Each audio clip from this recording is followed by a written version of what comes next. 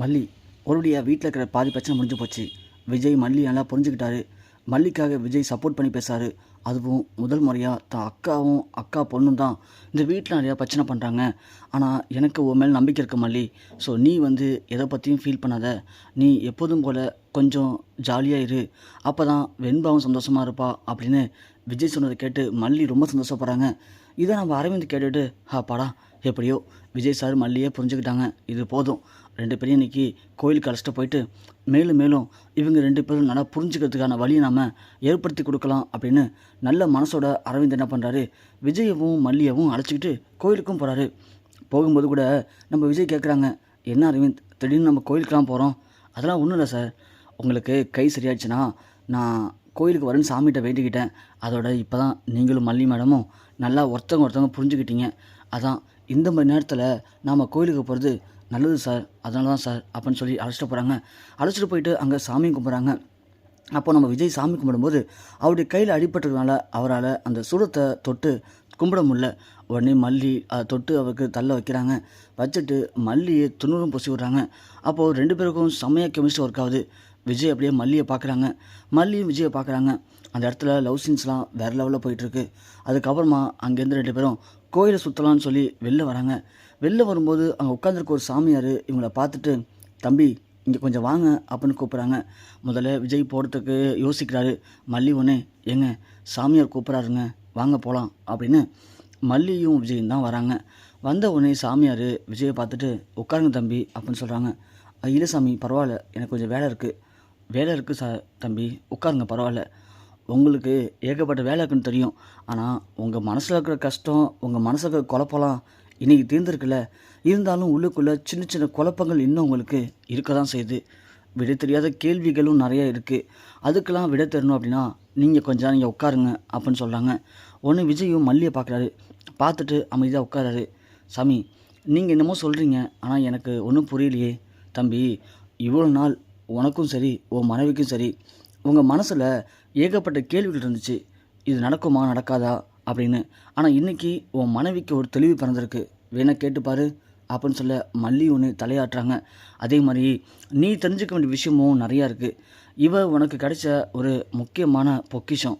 இந்த பொக்கிஷம் உன் கூட இருக்கிற வரைக்கும் தான் உனக்கு நிம்மதி, சந்தோஷம், வாழ்க்கை எல்லாமே. ஆனால் இந்த பொக்கிஷத்தை நீ தப்பாக நினச்சி தூக்கி போட்டனா இந்த பொக்கிஷம் உன்னை விட்டு விலகி போக போக பிரச்சனை உனக்கு தான். அதனால் நீ இந்த பொண்ணை ரொம்ப பத்திரமா பார்த்துக்கணும். அது மட்டும் இல்லை, இப்போது இந்த பொண்ணுக்கு ஒரு பேராபத்து இருக்குது. அந்த பேராபத்து அந்த பொண்ணை காப்பாற்றுறதும் கைவிடுறதும் உன் கையில் தான் இருக்குது. அந்த பொண்ணை காப்பாற்றி நீ உன் கூட வச்சுக்கிட்டனா உனக்கும் சரி உன் பொண்ணுக்கும் சரி 2 பேருக்கும் ஒரு தாய் மாதிரி இருந்து உங்கள் குடும்பத்தை நல்லபடியாக வழிநடத்தி போகிறதுக்கான எல்லா வித நல்ல விஷயமும் இந்த பொண்ணுக்கிட்ட இருக்குது. ஆனால் அதுவே இந்த பொண்ணை கைவிட்டனா கண்டிப்பாக நீ ரொம்ப கஷ்டப்படுவ வாழ்க்கையில். நீ மட்டும் இல்லை, உன் பொண்ணு ரொம்ப கஷ்டப்படுவா அப்படின்னு சாமி சொல்லவும், இங்கே நம்ம விஜய் ஒன்று, சாமி அப்போல்லாம் ஒன்றும் இல்லை சாமி, தம்பி ஒன்றால் இந்த பொண்ணுக்கு இந்த பிரச்சனை வராது. ஆனால் உன்னை சுற்றி இருக்கிறவங்களால இந்த பொண்ணுக்கு நிறைய பிரச்சனை இது வரைக்கும் வந்திருக்கு, இனிமேலும் அதை தாண்டி வரப்போகுது. ஏன்னா நீங்கள் 2 பேரும் ஒத்துமையாக இருக்கக்கூடாதுன்னு அவங்க நினைக்கிறாங்க. ஆனால் அதையும் மீறி கடவுள் உங்கள் 2 பேரையும் சேர்த்து வைக்கணும்னு ஆசைப்படுறாரு. அப்படி கடவுள் சேர்த்து வைக்கும்போது கண்டிப்பாக அந்த கெட்ட எண்ணங்கள் என்ன பண்ணுன்னா உங்கள் 2 பேரும் பிரிக்கிறதுக்கு உங்களுக்குள்ளே பயங்கரமாக பிரச்சனையை தூண்டுவாங்க. அதில் பாதிக்கப்பட போகிறது இந்த பொண்ணு தான். இந்த பொண்ணால் நீங்கள் அதுக்கு மேலே அதிகமாக பாதிக்கப்பட போகிறீங்க. அது மட்டும் இல்லை, உங்கள் குடும்பத்தோடைய அடுத்த வாரிசை இந்த பொண்ணு உங்கள் வயிற்றில் சுமக்க போகிறா. அதை நீங்கள் தடுத்தாலும் சரி தடுக்கலனாலும் சரி அது கண்டிப்பாக நிறைவே தீரும். மல்லி ஒன்று, ஐயோ சாமி எனக்கு அப்படிலாம் ஒரு எண்ணமே இல்லை சாமி, எனக்கு இவரும் அவருடைய குழந்தை மட்டுமே போதும்னு நான் வாழ்ந்துட்டுருக்கேன், எனக்கு குழந்தை பெற்றுக்கணும் அப்படிங்கிற ஆசைலாம் இல்லைம்மா. அப்படி வேணால் நீ நினைக்கலாம், ஆனால் கடவுள் ஒன்று நினச்சிருப்பார் இல்லையா, அது மட்டும்தான் நடக்கும். கடவுள் ஆல்ரெடி கணக்கு போட்டுட்டாரு. உனக்கு ஒரு குழந்தை பாக்கியம் தரதான் போகிறாரு. அந்த குழந்தை அந்த வீட்டில் வளரதான் போகுது. அந்த குழந்தையவும் உன் குழந்தையா விஜய் தூக்கி சந்தோஷப்பட தான் போகிறாரு. ஆனால் அந்த குழந்தைய பெற்றுக்கிறது அவ்வளோ ஈஸியும் கிடையாது. அந்த குழந்தை உண்டானதுக்கு அப்புறம் தான் உனக்கு கெட்ட காலமே ஆரம்பிக்கும்.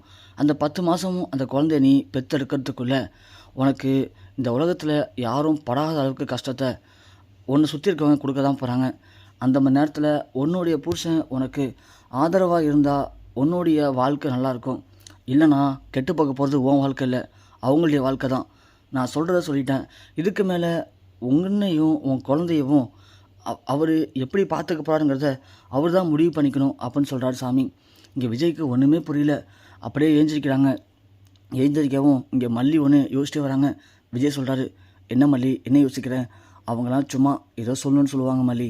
நீ அதுக்காக யோசிச்சு ரொம்ப ஃபீல் பண்ணாத. அப்படிலாம் ஒன்றுமே நடக்காது மல்லி. இல்லை விஜய், எனக்கு என்னமோ அந்த சாமியார் சொன்னதுலேருந்து பயமாக இருக்குது. எனக்கு எதனா ஆனால் கூட பரவாயில்ல. ஆனால் என்னால் வெண்பாக்கு எதுவும் ஆகிடக்கூடாதுல்ல. வெண்பா என் மேலேயே உயிரியே வச்சுருக்கா. ஒருவேளை அவர் சொல்கிற மாதிரி வீட்டில் இருக்க எல்லாரும் சேர்ந்து என் மேலே தேவையில்ல பழி போட்டு என்னை வீட்டோட துரத்திட்டாங்கன்னா நீங்களும் அவங்க பேச்சுக்கிட்டே நான் அமுச்சிடுவீங்க. ஆனால் வெண்பாவை நினச்சா ரொம்ப கஷ்டமாக இருக்குது விஜய். நான் ஒரு நாள் வீட்டில் இல்லைனா கூட வெண்பா ஒரு மாதிரி ஆயிடுறா. அதை நினைக்கும் போது எனக்கு ரொம்ப கஷ்டமாக இருக்குது. மல்லி, இங்கே பாரு மல்லி, வீட்டில் என்ன நடக்குது, யார் என்ன பண்ணுறா அப்படிங்கிறது எல்லாமே எனக்கு தெரியும் மல்லி. தெரியாமல் நான் ஒன்றும் இல்லை. ஆனால் எல்லாத்தையும் கேட்டு பிரச்சனை பண்ணால் வீட்டில் நிம்மதியே இருக்காது. அதனால் மட்டும்தான் நான் கொஞ்சம் பொறுமையாக எல்லாத்தையும் கேட்டுட்டு அமைதியாக போயிட்டுருக்கேன். அதுக்காக எல்லாத்துலேயும் விஷயத்துலையும் நான் அமைதியாக இருப்பேன்னு நீ நினைக்காத மல்லி. ஒருவேளை அந்த சாமியார் சொன்ன மாதிரி உன் வயிற்றில் ஒரு குழந்தை வளரும், அந்த குழந்தையால் நமக்கு நிம்மதி தான் நல்லது தான் அப்படின்னு நினச்சா கண்டிப்பாக அந்த குழந்தைய பெற்றெடுத்துக்கிறதுக்கு நான் ரெடியாக தான் இருக்கேன். என்னை பொறுத்த வரைக்கும் நான் அப்படி யாரையும் பிரித்து பார்க்கல மல்லி. நான் உன்னை என் மனைவியை தான் பார்க்குறேன். அப்படி இருக்கும்போது நீ குழந்தை பெற்றுக்கிறதுல எனக்கு எந்த ஒரு ஆட்சேபனையும் இல்லை. நீ தாராளமாக குழந்தை பெற்றுக்கலாம். அவர் சொன்ன மாதிரி அந்த குழந்தை பெற்றுக்கிறதுல எவ்வளோ பிரச்சனை இருந்தாலும் சரி, கண்டிப்பாக நான் உன் கூட நிற்பேன். எவ்வளோ பிரச்சனை இருந்தாலும் சரி அதை நான் சமாளிப்பேன். அதனால் நீ எதுக்கும் கவலைப்படாத மல்லி அப்படின்னு சொல்லும்போதே மல்லி லைட்டாக அப்படியே மயங்கிடுறாங்க. உடனே விஜய் மல்லியை பிடிச்சிட்டு மல்லி மல்லி என்னாச்சு மல்லி அப்படின்னு கூப்பிட்றாங்க. ஆனால் மல்லி கண் முழிக்கவே இல்லை. அரவிந்த் ஓடி போய் கார்லேருந்து தண்ணி கொண்டு வராரு. கொண்டு வந்து எழுப்புறாங்க. அப்போ தான் மல்லி லைட்டாக கண் முழிக்கிறாங்க. மல்லி கண் முழித்த உடனே இங்கே விஜய் கேட்குறாரு, என்னாச்சு மல்லி, ஹாஸ்பிட்டல் போகலாமா, ஏஞ்சிரு மல்லி அப்படிங்கும்போது ஒரு பாட்டி வராங்க. வந்த பாட்டி என்னாச்சுப்பா அப்படின்னு கேட்க, தெரியல பாட்டி, நல்லா பேசிட்டே வந்தா திடீர்னு மயங்கிட்டா அப்படின்னு சொல்கிறாங்க. கொஞ்சம் நவருப்பா அப்படின்னு சொல்லி மல்லியுடைய கையை பிடிச்சி பார்க்குறாங்க. பார்க்கும்போது 2 நாடி துடிக்கிறது அவங்களுக்கு தெரியுது. தம்பி ஒன்றும் பதறாத, எல்லாம் நல்ல விஷயந்தான். என்னம்மா சொல்கிறீங்க? ஆமாம் தம்பி, உன் பொண்டாட்டி இப்போது கர்ப்பமாக இருக்கா அப்படின்னு சொன்ன உடனே இங்கே விஜய்க்கு ஒரு பக்கம் சந்தோஷம் தாங்கலை. என்னம்மா உண்மையாக சொல்கிறீங்க அப்படின்னு கேட்டதும், ஆமாப்பா 2 நாடி துடிக்குது பாரு, உன் பொண்டாட்டி இப்போது கர்ப்பமாக இருக்கா. உனக்கு நல்ல காலம் பிறந்துருச்சு. இந்த கோயிலுக்கு வந்த உடனே உனக்கு நல்ல காலம் பிறந்திருக்கு அப்படின்னா யோசிச்சு பாரு. இனிமேல் உனக்கு எல்லாமே நல்ல காலம் தான்ப்பா அப்படின்னு சொல்லிட்டு போகிறாங்க. அதை பார்த்து மல்லி ஒரு மாதிரி சோகமாக இருக்காங்க. விஜய் ஒன்று, என்னாச்சு மல்லி, ஏன் சோகமாக இருக்க? சந்தோஷப்படுற நேரத்தில் எதுக்காக மல்லி இப்படி இருக்க? இல்லைங்க, இது உங்கள் அக்காவுக்கு தெரிஞ்சால் நான் வேணும்னு திட்டம் போட்டு உங்களை ஏமாற்றி கர்வமாக்கிட்டேன். இந்த சொத்தெல்லாம் அடையிறதுக்காக தான் அப்படி பண்ணுறேன்னு சொல்லி என் மனசை கஷ்டப்படுத்துவாங்க. அதை கேட்டுட்டு என்னால் சும்மா இருக்க முடியாது. அதுதான் எதுக்காக இப்படி நான் குழந்தை பத்துக்க நினச்சேன். எனக்கு இந்த குழந்தை வேணாங்க அப்படின்னு மல்லி சொல்லவும் விஜய் ஒன்று, என்ன மல்லி லூஸாக நின்று எதுக்கு இப்பெல்லாம் பேசுகிற? அதெல்லாம் ஒன்றுமே இல்லை, நான் பார்த்துக்கிறேன், யார் என்ன சொல்லுவாங்க? இங்கே அப்புறம் மல்லி, நீ என் மனைவி, நான் உன் புருஷன். அப்படி இருக்கும்போது நமக்குள்ளே ஒரு குழந்தை பிறக்கிறது நம்ம தான் முடிவு பண்ணணும். அதை முடிவு பண்ணுறதுக்கு இங்கே வேறு யாருக்கும் எந்த ஒரு அதிகாரமும் இல்லை. நான் தான் சொல்கிறேன்ல, இந்த குழந்தைய நீ கண்டிப்பாக பெற்று எடுப்ப. அதுக்கடையில் யார் என்ன பிரச்சனை பண்ணாலும் சரி, கண்டிப்பாக அதை சமாளிக்கிறதுக்கு நான் உன் கூட உறுதுணையாக இருப்பேன். நீ எதுக்கும் பயப்படாத மல்லி, வா போகலாம் அப்படின்னு மல்லியை ரொம்ப கைத்தாங்களா அழைச்சிட்டு விஜய் வீட்டுக்கும் கிளம்பி போகிறாரு.